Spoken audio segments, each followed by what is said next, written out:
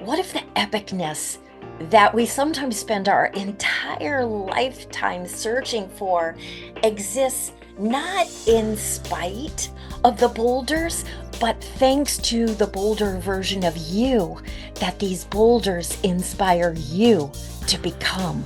Often, when we least expect it, life thrusts us into the role of the reluctant shiro or hero in our own story. How we respond in those moments can be the difference between thriving or just surviving. We believe that our story will be determined by how we dare to answer one burning question: how to choose to live. Join us as we explore the mindset shifts, innovative strategies, and captivating stories from my own life experience and those of my truly epic guests. So let's get this started.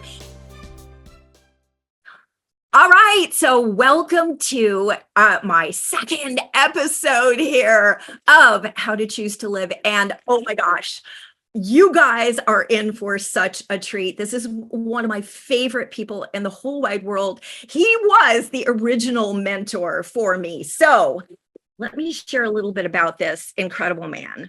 Robert Raymond Riopel is an international best-selling author, app designer, entrepreneur, and trainer who has spent the past 18 plus years traveling around the world sharing his passion.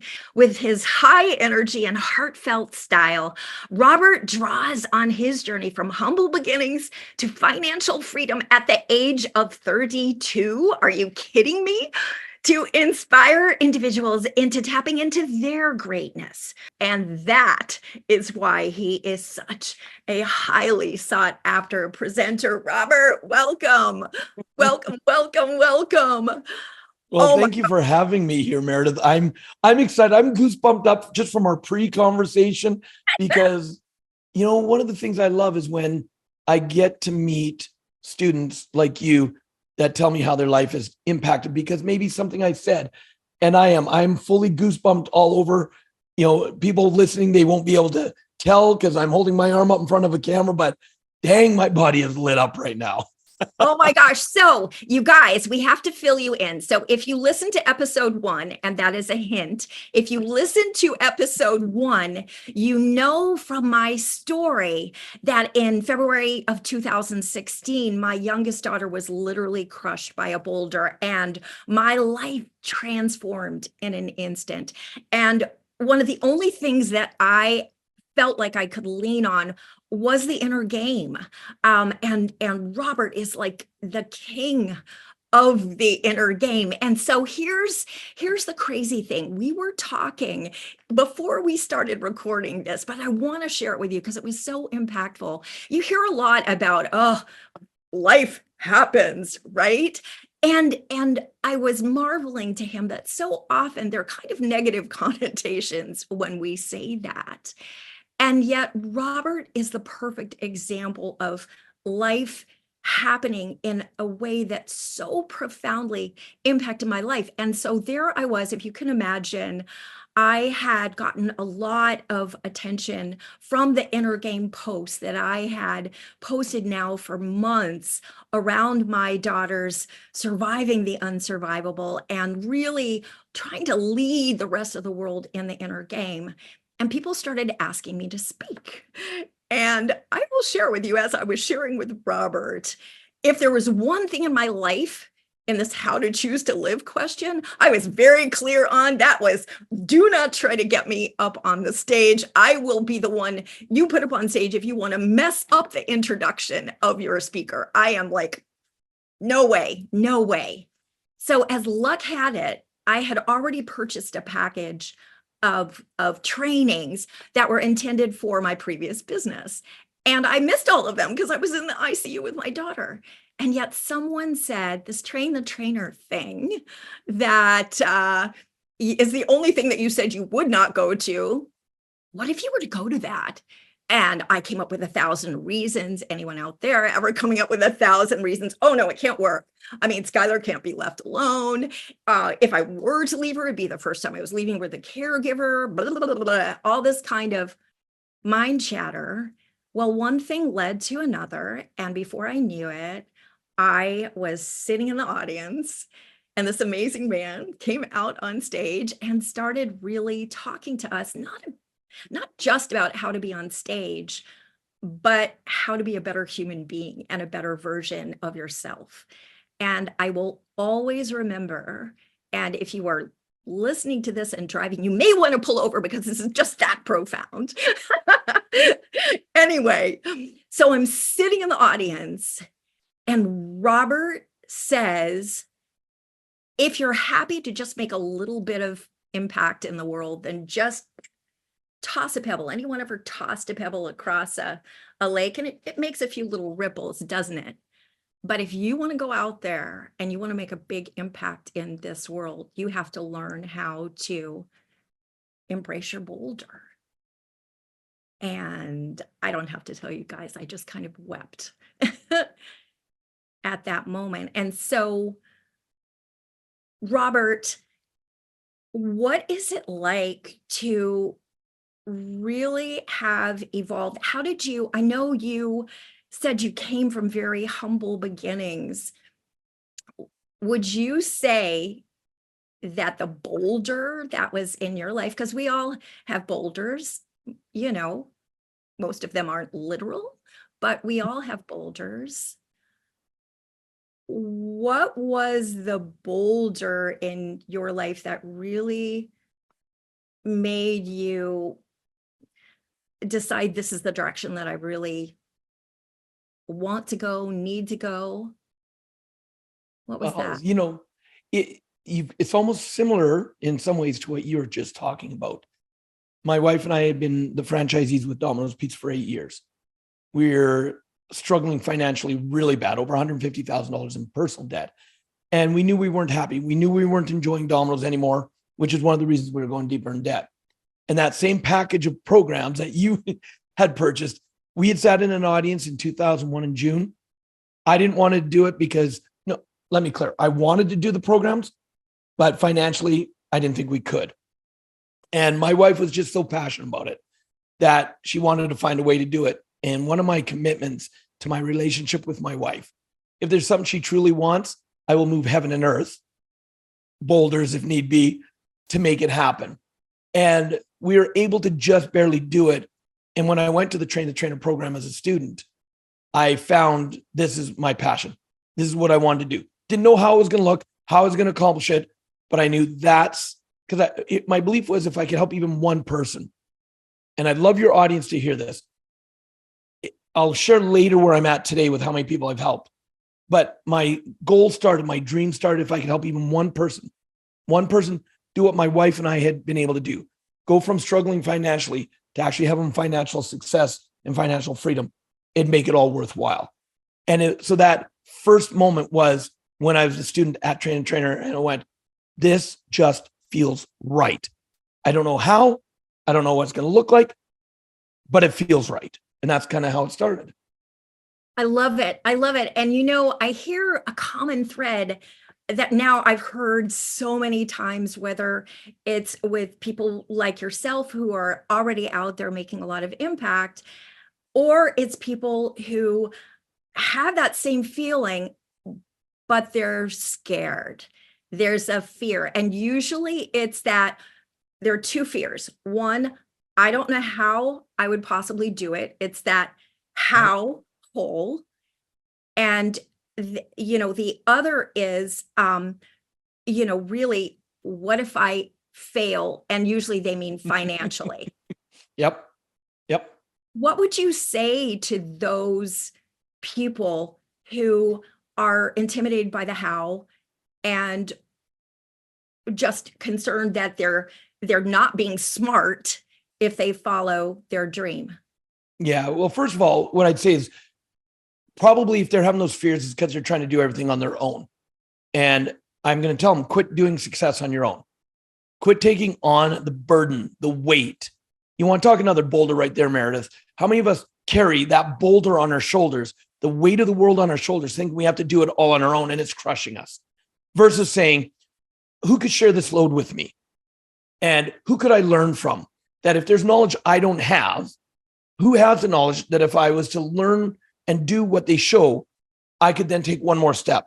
Because that's really where it comes down to, is quit thinking 1,000, 2,000, 50,000 steps ahead of yourself. I could never do that because, and if I fail, this was what's going to happen. But saying, okay, where I am right now, with what I know and who I am, I've made a decision. What's one step I can take in that direction? And I'm going to tell you, make it the simplest step. Make it this so simple. And think of like, how do you build muscles? You don't start lifting 3,000 pound boulders. Let's keep with that scenario right there. You might start with a 1 pound rock and you lift it. You see how it feels. Okay, this is fairly easy. Good. Repetition. Do it again. Do it again. You'll notice all of a sudden you go up to a 5 pound rock. Do it again. Do it again. Do it again. You're going to build the muscle inside of you. That muscle might be, hey, I want to learn stock investing. Well, great. Go learn how someone's done it. That's successful. And then start trading. One of my mentors has an example. He said, when it comes to trading, start with $1,000. If you lose $1,000, you've learned something. So don't think of it as a failure, and go get another 1,000 and do it again with what you've learned this time. And so don't take the pressures on of what if it doesn't work, and don't worry about failing, especially financially. One more step, one more step, one more step. And if something didn't work, instead of saying it's a failure, say, okay, why didn't it work? And get the lesson from it. Because remember, it's not win or lose, it's win or learn. You hear that all the time from the top gurus out there. Why? Because it's so true. But we've been conditioned to have to think failure, failure. You're a failure. Didn't work. Great. Because of your perspective, what I did didn't approve to what you would do. I see why you think it's a failure. I'm going to take the lesson. I'm going to take one more step. Watch me. I love that. I love that. And I think that is, that's such a sensitive point for people, is failure. Because, and especially when people look back and say, oh yeah, but I failed in the past. I failed in the past. And to your point, one of the things that I really love that, if you're listening to this, I really want you to absorb this. You can speak about your past, that you know what your past was, but you have never lived this moment right here, right now. Exactly. And this is a brand new, fresh moment. And transformation is as simple as making a different choice and realizing, to your point, Robert, we are not the same version of person who made that choice even a minute ago. Yep. Even a minute ago. And that is so critical. So I'm really curious. One thing that I find is, and that I think that you touched upon a little bit, is that we have been trained, or we get in the habit of using our imagination once we get to be adults for strictly legit use of our imagination. Almost always is to worry, to fear, or to self-doubt. Yeah. And I think that that's one of the most untapped resources that we have, I believe personally. And a lot of this is from assimilating a lot of the training that I've heard now from you and from others, that there really are, if we really want to unleash that epic version of ourselves, it's empowered, purpose-driven, innovative, collaborative, there are really 3 masteries that I'm hearing. And one is the focus, right? Mm-hmm. You were very big on what you were focusing on, the presence of what you want, not the lack of the presence, but the presence of what you want and what you're going to make it mean. Your language, right? What you're speaking, not just to other people, but what you're speaking to. Oh my goodness, to yourself. Yes. And then the imagination, the ability to envision in a way that helps your mind believe that not only is it possible, but that it's probable. Yep. So as you look back now, you've trained, oh God, probably millions of people. And they've been all over the world. In your experience, would you say that as human beings that people around the world tend to struggle with some of the same things? Oh, it's funny that you asked that question because in 2007, we went outside of North America for the first time. Mm-hmm. And one of the fears we had was we were going to Singapore at the time. Our people in Singapore, are they same as us or different than us? Do they have the same internal problems, mental problems, self-sabotage? And it only took us the first couple hours of the first day of the training to realize they were just as messed up as us in North America, US and Canada. And so we started to believe that, yeah, we're no different that way. 20 or 17 years later, it's 2024. I just finished doing 13 live events in 13 cities in 11 countries in 16 weeks. I just did a grind of a tour and 11 different countries. And I can come with absolute certainty, Meredith, everybody in the world is as messed up as we are, which the good news about that is because we are all the same and we all have the same crap going on. That means what works for other people can work for us. We don't have to sit there and go, well, in their society in Japan, because of this, it works for them, but it won't work for me. Yeah, but in Mexico, it could work for them, but it won't work for me. In Bucharest, no, we all have the same crap going on in our heads, the self-doubt, the uncertainty. Why am I not as good as that person? And, example, love-hate relationship with social media. I have a love-hate. I love it because I get to see some great stuff. I love putting my law of attraction to practice. Social media is the greatest law of attraction thermometer you could ever have, because whatever you want in your life, it's exactly what's coming on your feed. And so if you don't like what you're seeing on your feed, it's because what you're putting out, plain and simple. And so the hate side I have of it is you see a lot of, say, good stuff, but we all of a sudden compare our crap, what's going wrong in our life, with all the amazingness we're seeing it on other people's lives in social media. And then we go, no wonder we're freaking miserable. And it's, why are you comparing yourself to anybody else? Yes. Just be you. Compare yourself to yourself. Did I take one more step than I did yesterday? And if yes, celebrate. If no, great. Good awareness. What can I do different to take that step? Keep it that simple. I love it. I love it. And I remember one of the most impactful things that was really kind of an aha moment was right at the beginning of the very first kind of MMI that I took. And it's when the trainer up on stage says that basically T. Harv Eker, who this was the brainchild, right? So T. Harv Eker noticed that he could give people the greatest tips in the world, but only 3% of the people would go out there and actually do anything with it and That's see right. a change.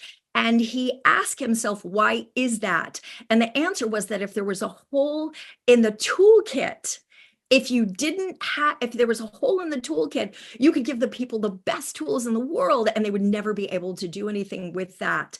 And so you have had a lot of people who come to you, and usually I think that, and correct me if I'm wrong, but I think a good percentage of people who go to personal training events are walking in the door feeling like they're stuck, feeling like they've quote unquote tried everything. And it's like, oh, how do I get out of my own way? You and I even joked that in the word boulder itself, if you take you out of it, and, in other words, if you get out of your way, then and only then can that boulder version of you really start showing up. So exactly. How important, because what's interesting is, speaking of social media, there's so many people out there who are saying, hey, I know how to make you happy. I can get you to the point where you can quit your job. You'll be making 6 figures in 1 month. We'll have you there. We'll have you there in 2 weeks. Just follow this little hack and Yep. whoa, we'll get you there. And so for me, I found that absolutely true, that until I kind of let go of things and was willing to say, maybe it isn't outer game, having all my ducks in the row. Maybe I just need one duck, and that's my inner game. Yep. Totally agree. And look, you've said so much there, Meredith, and in everything that you're explaining.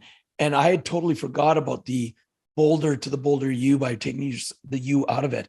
Again, I'm lit up because how simple of an analogy for people. And I'm going to bring it again back to, if you're struggling, you're probably trying to do it on your own. Yes. And that's one of the reasons you're struggling, because you're your own worst enemy. You're tougher on yourself than anybody else could be. And so a little life hack, since you mentioned life hacks, because people get attracted to they've got an instant answer. You've still got to put the work in. That's why only 3 to 6% of the people actually utilize it. And I'm going to touch on a couple of things. One of the reasons more people don't do it is because they go to a training and they learn something new and they think they have to remember everything. They think they have to be perfect. They think they have to instantly utilize it all. And no wonder they get overwhelmed and do nothing. So when I coach people, one of the things I say, they ask, what's the best way to prepare for a training that I'm about to be a student at? Go in and only look for 1 or 2 golden nuggets. That's it. 1 or 2 things that you will commit to actually putting into practice when you leave. Because instead of saying I have to remember everything, which gets you overwhelmed and you'll do nothing, if you commit to 1 or 2 things and actually do it, you're going to move forward. But Robert, what about the rest of the stuff? What do I do about it? Well, that's why you quit doing it on your own. Because if you have a great group of people around you, and Meredith, remind me later, I want to teach you and your audience the rule of 33. That took my life again to another level.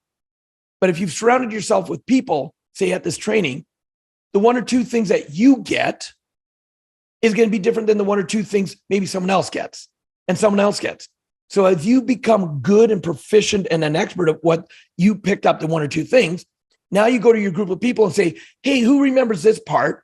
I'm ready to take that on. And someone else go, yeah, that's what I was the expert in. Great, let's collaborate.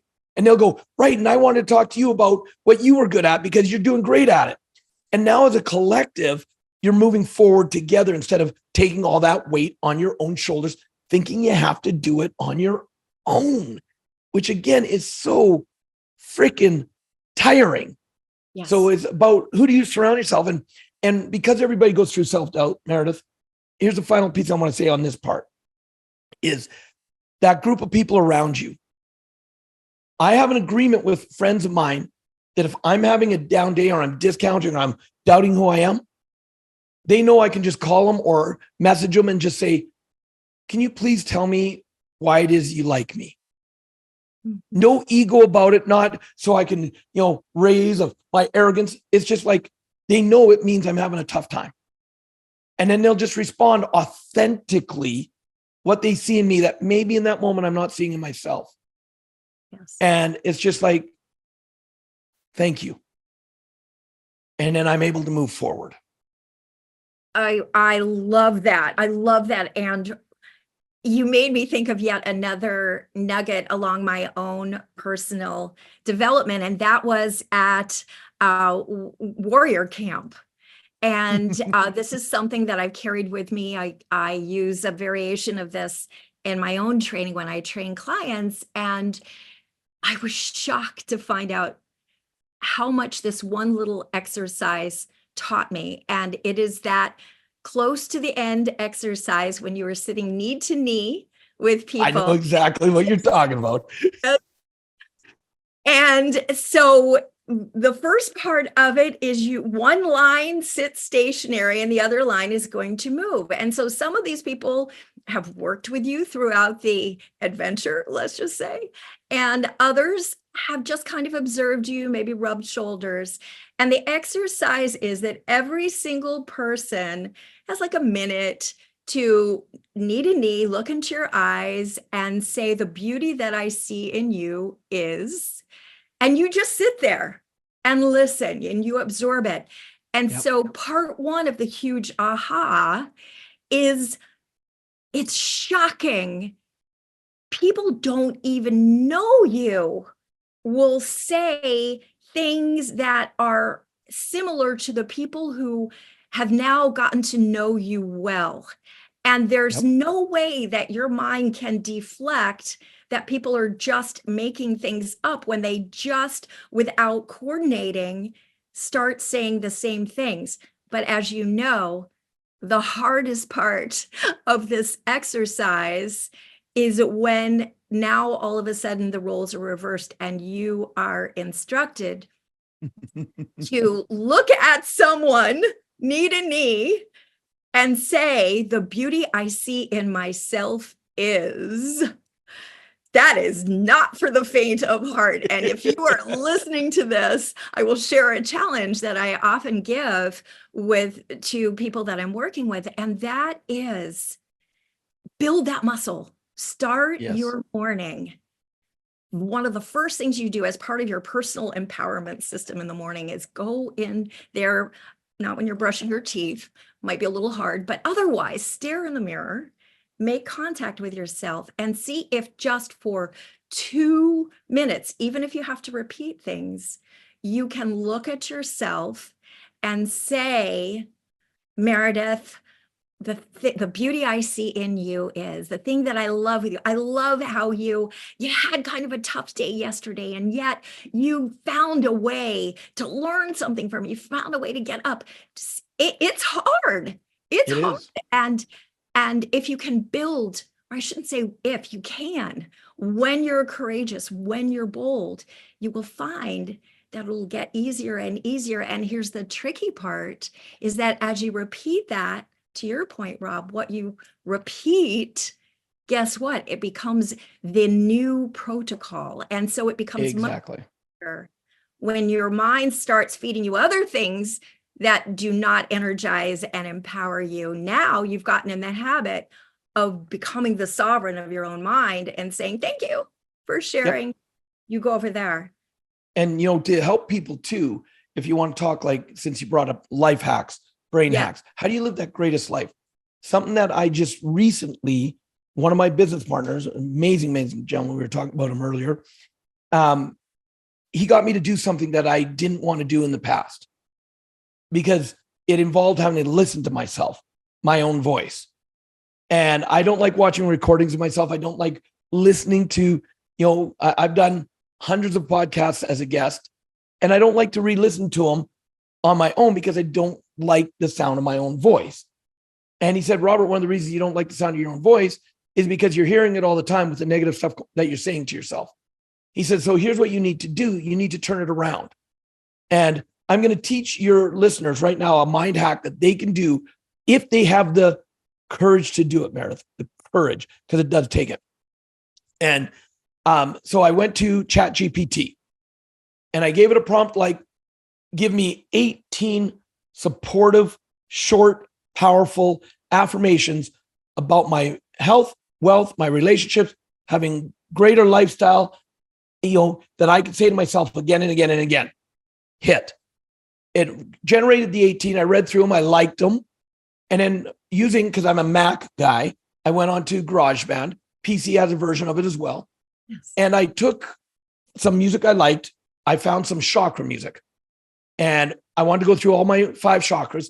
So I put this music together. It was 38 minutes long. So I recorded myself saying the affirmations. I am healthy and wealthy. Abundance comes to me effortlessly every day and in every way. I am enough. And I recorded these as an audio stream, put it into GarageBand, duplicated it to last a full 38 minutes, meaning saying again and again and again.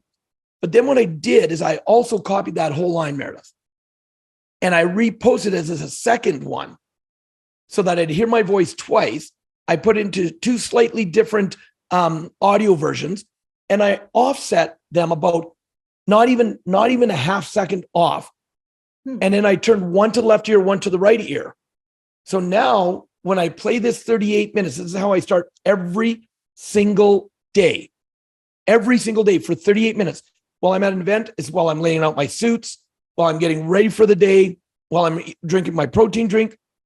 I'm listening to myself because it's now in dual and it's in both ears. The music's much louder than the voice, but my subconscious is getting it. And I'm now listening to myself tell me how amazing I am to start the day. And that's become a life hack that I use every single day as my startup routine. And then I've created one for when I work out. I've created with different music, different affirmations, higher energy music. I do ones for when I'm just walking, because we hear enough of our own negative voice. This is how you combat that negative voice to take yourself to another level. And if you're interested, I can even do a screen share on Zoom and let people listen to even a short version of what that one does sound like. Yeah.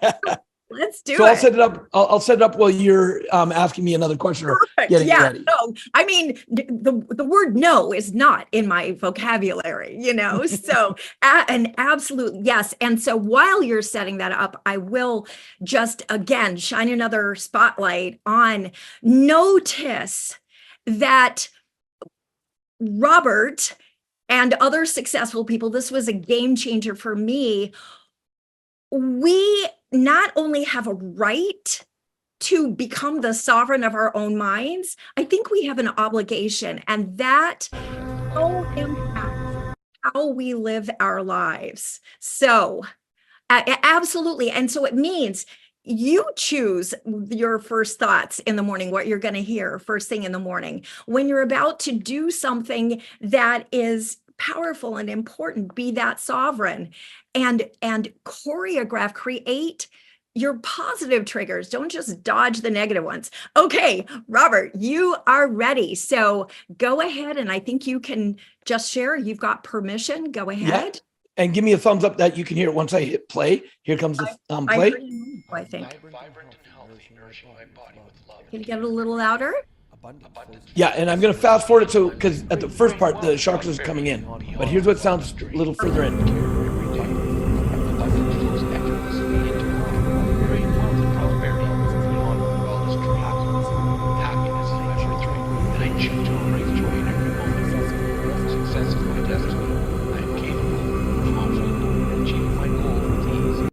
Now, notice on that, you can barely hear my voices, but the subconscious is picking it up. My subconscious hears it loud and clear. So one of the reasons I keep the music louder is because that's what keeps my attention and keeps me focused instead of starting to judge, criticize my own voice, criticize, is that true or not? Because my subconscious is hearing everything it needs to hear. Yes, I love it. I love it. It reminds me of, for a while, there were Mind movies out there. Do you remember that? I absolutely. They started as students of ours.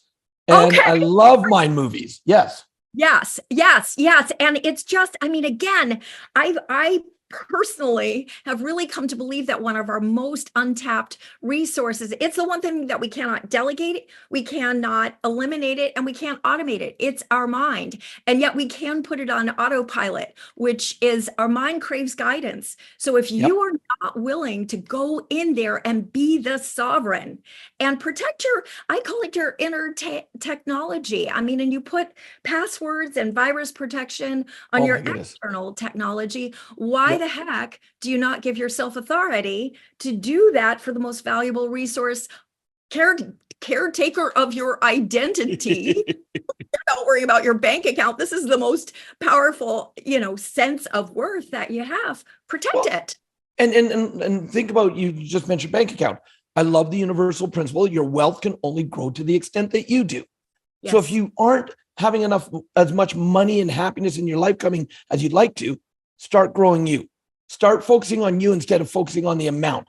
Start focusing on you, who you are, to be able to handle it. Because if you don't, you may create some instant gain. It won't last. You'll self-sabotage. That's why it's so important to work on you and who you are.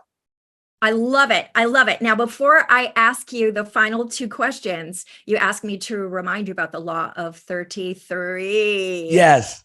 Yeah, the rule of 33 is this. So many people, we hear that our wealth is in direct proportion to the people we spend the most time with. Yes. And so a lot of times the answer for people is, great, I'm going to now choose to surround myself with people who are at a higher level than me or accomplish something I want. And they wonder why they still struggle. And again, because I still have mentors in my life, let me be clear. I still have mentors. This is something that I even just learned a few months ago that has done another paradigm shift in my life. And he said, Robert, let me tell you about the rule of 33. He said, 33% of the people that you want to be spending your time with, yes, are people that have achieved something you haven't yet. Mentors, coaches, someone that can guide you. 33% of the people that you spend your time with, you want to spend with people that are at the same level as you. Because here's the distinction. People who are greater at things than you are, they're not going to sit there when you're going through your tough times and want to hear and even have an understanding of what you're going through. But people at the same level, those are the people you can share with, saying, hey, Meredith, I'm having a tough time right now because of this. Would you mind just having a conversation with me so I can get it out? So by having the people that are at the same level, you all understand each other and the struggles you go through, the ups, the downs, all of it. The final 33, or in this case, if you're doing the math, 34% of the people that you spend your time with are people you can assist. Mm-hmm. Who can you add value to? Who can you, because you've gone through what they're going through, lift them, pull them, bring them up? And so if you do that with the people you spend your time around with, instead of just saying, I only want to spend time with the people that are better than me, you're going to be fighting an uphill battle, because you're always going to have reasons why I can't live up to that. I can't do as good because they're better because of this. That's all crap. So use that rule of 33 and watch what that does to take you to another level. I love that. That is not just golden. That is like titanium stuff. It really is. And, it's fun, because I think an extension of that, as I hear that and I realize that I did not discover, or I guess I think I've known it all my life, the how to choose to live, just in the same way that when you walked into that event, you felt the harmony within yourself, and you found a way to allow that to be your catalyst. I wasn't like that. For a lot of stories in my life, I had made a deal with myself that I would not trust that little voice within me, because I believed I had an experience when I was young where that little voice said, you want to be a ballet dancer more than anything in the world. And I was incredibly gifted. And I went into an audition for a beloved ballet teacher that it was a shoo-in. I mean, I was guaranteed to get the leading role. However, that time I walked in and this ballet teacher would not even look at me.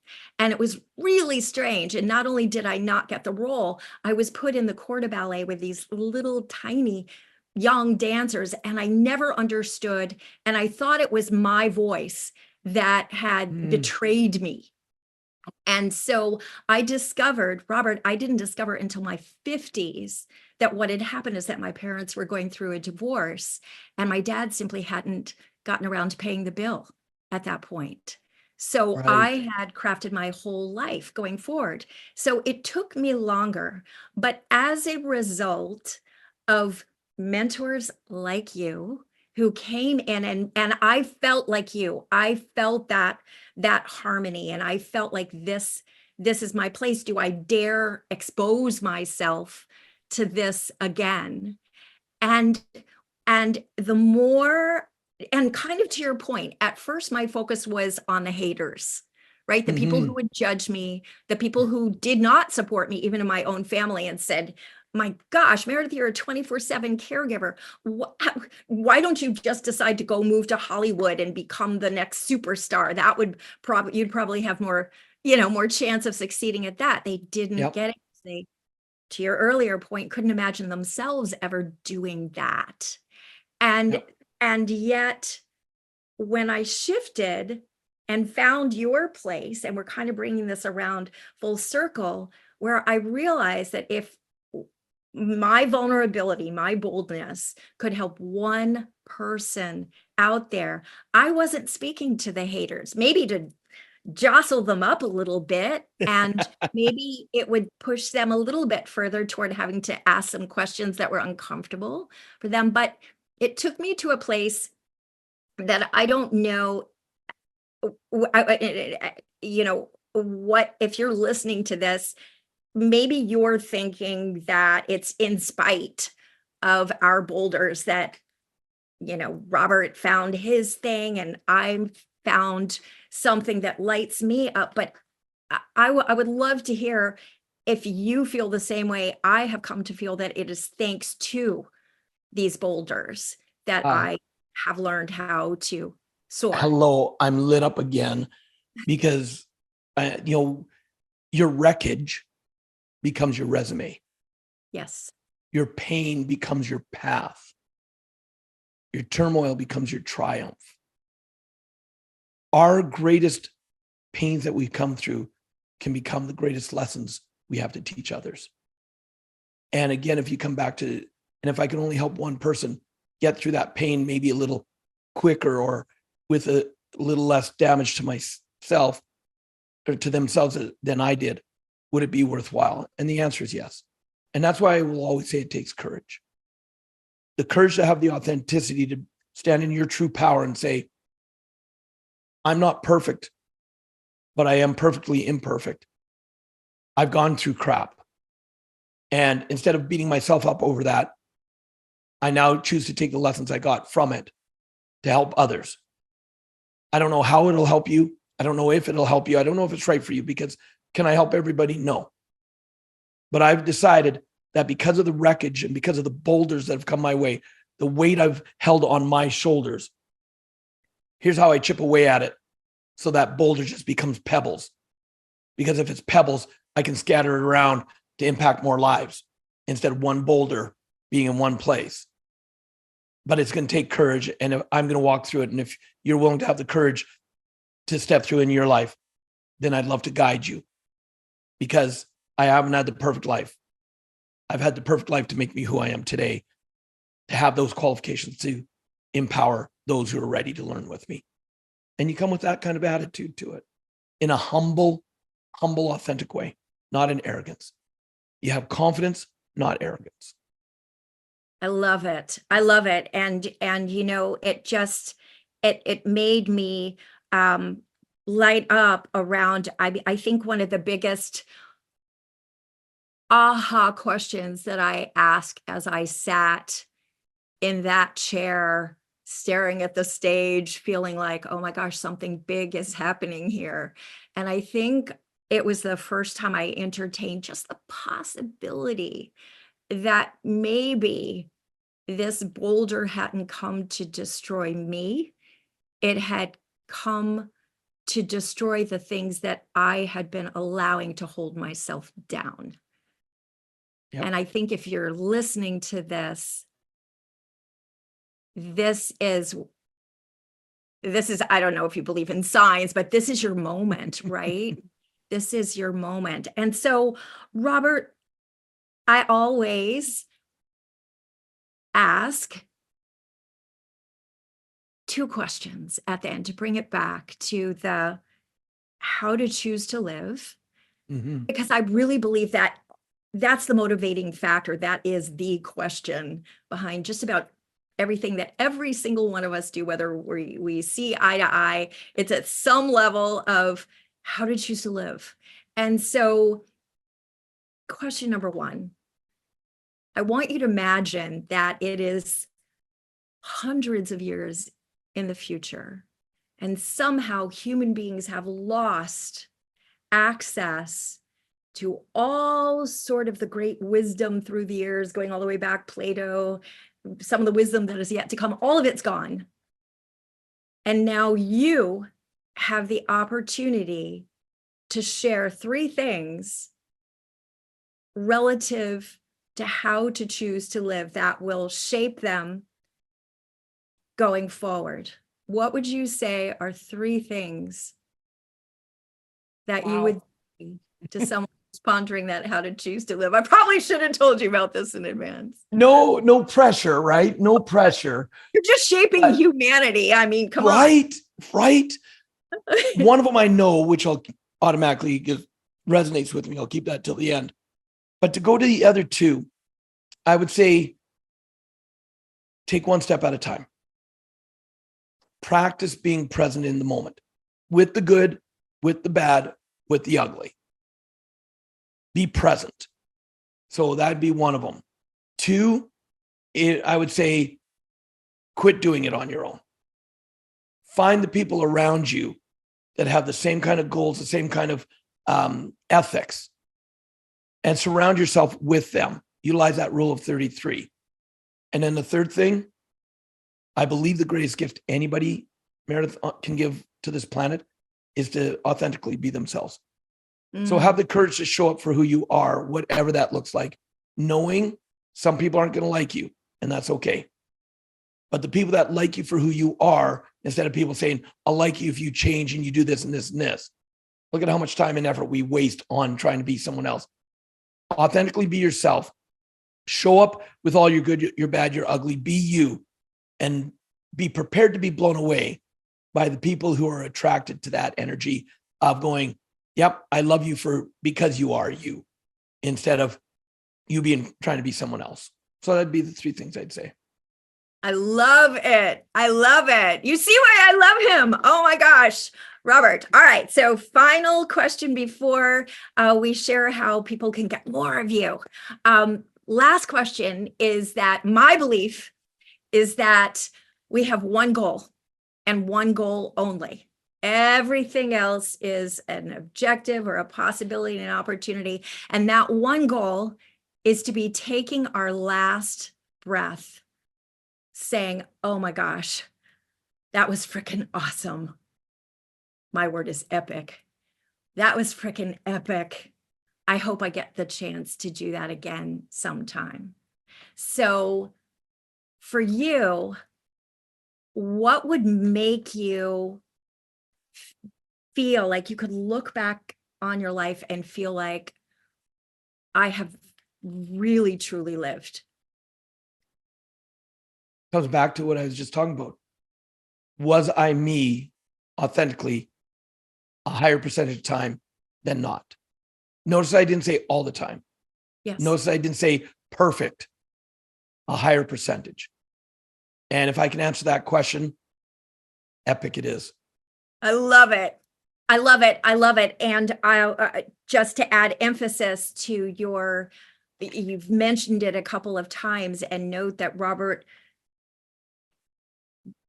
took a boulder to the concept of perfect, right? And if you think about it, I think that concept of perfect really is misunderstood. We come at it from a very human angle, in that it resembles more of a box, and that, every side is just so. But if you look out, and Robert are big on these nature metaphors today, right? If you look out into the world, perfection, every clue, and Robert is all about giving clues. He's one of the biggest clue meisters that you'll ever find. And the clues in nature are all about adaptability. So perfection is really that ability to adapt, to discover, to iterate, to flow. It is the flowing water that you can drink, not the stagnant water. Yep. So I love your emphasis on telling people perfection is this big, messy, wonderful, perfectly imperfect version of, oh, wow, I guess that's me right now. I wonder who I'll be in the next moment, So yep. I love it. Robert, thank you so much. I cannot tell you what a joy it has been to have you here and to see you again, to see all the amazing things you're doing. I know that you who are listening have fallen in love with him as much as I adore him. And so Robert has something very kind of epic that is on the horizon. We can't quite spill the beans yet, but I know you're going to want to stay connected with him. So Robert, share with them how they can stay connected with you going forward and get more of your wisdom and juiciness. Well, the easiest way, because we are redoing a lot of websites and stuff like that, find me on Facebook, my fan page, Robert Riopel fan page. Easiest way to find me. And because that's where we'll make some of the announcements. and I will give your audience a little bit of a clue, as you know, I like to give the clues, little hint, is the work that my partner and I already do are trainings around you authentically figuring out who you are, doing a deep dive into yourself, because you bring yourself with you wherever you go. And we are developing a new program around life hacks, how to really hack your life, your mental, your emotional, your spiritual, your physical, and your financial. All 5 of those areas. How do you life hack and create your own life hacks? And so all the announcements will be on our Facebook page, because we're big believers that it starts with you. So let's help you find out who you are, because then you can sit there and say, well, I'm the person who's afraid of a training. Great. Who is that person that's afraid of the training? And when you have that greater understanding of really who you are at your core, it allows you then to guide your decisions as you move forward. So I love it. I love it. And just a kind of an Uber endorsement here. I will share with you who are listening that I went through 57 years of my life, aside from being convinced that I was not a speaker, with physical evidence that I was afraid of heights. Physical evidence. I mean, it was sweaty palms, feeling like I was going to have a heart attack, panic attacks. And when I went to warrior camp, I know, there we go, back again. I went to warrior camp, and quick little insight into the type of things that Robert and his partner, because they were both part of this, they're both, this is the kind of transformation that they will make in you. And so I went there, and the whole premise was that we are grouped onto a team. And guess what? If one person on your team does not make it through the freaking challenge, your entire team kind of gets a thumb down. And so, like you were saying earlier, no pressure, right? And so as teams, you're taken through these various challenges that really, I mean, it makes the walking over the coals that we did look like, oh my God, thank goodness, something easy, you know? So we're going through these different challenges. And for me, it became apparent that my last challenge was going to be, thank you very much, fear of heights. And I'm sitting there in the bunk beds at this camp in a room with like 10 other women, desperately trying to think of an excuse that sounds reasonable so I can leave early and not have to like humiliate myself in front of my team. And I'm sitting there, well, I do have Skylar home. I can say that they needed me back there, or food poisoning. Oh, wait, no, everyone had the same thing. I mean, I'm racking my brains until I kind of started applying some of the things that you guys teach. And it really is this inner game. It starts small, one small question.